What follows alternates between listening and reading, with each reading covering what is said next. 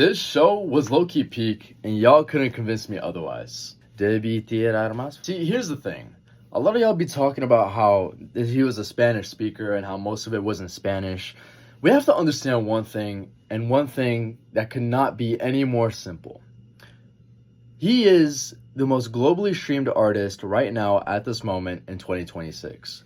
You know, I'm not the only one when I say that I low-key roll with a lot of his music. That, don't get me wrong, I'm not no hardcore fan, I don't bump him like that, but the dude's global. I mean, you don't just have Latin people listening to his music. That would mathematically not make no sense, first of all. Second of all, he has a huge fan base in America. Like, we gotta stop pretending that it's just exclusively a certain type of people that are able to perform on the global stage and be appreciated. I'm sorry, but that's just not how that works, because I appreciate him for a variety of reasons. You know, this guy, he represented a lot of things past artists have represented in Super Bowls, whether it be Kendrick or The Weeknd.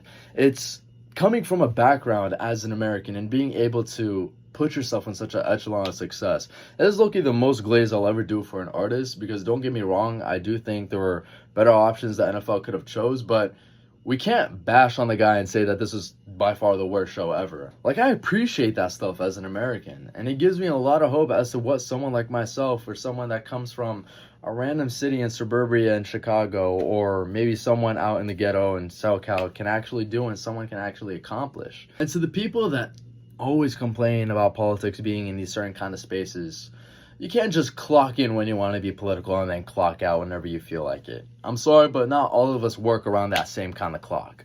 And on that note, I wish that he actually had a couple more flags up, a couple specific flags that kind of need that attention and deserve it right now.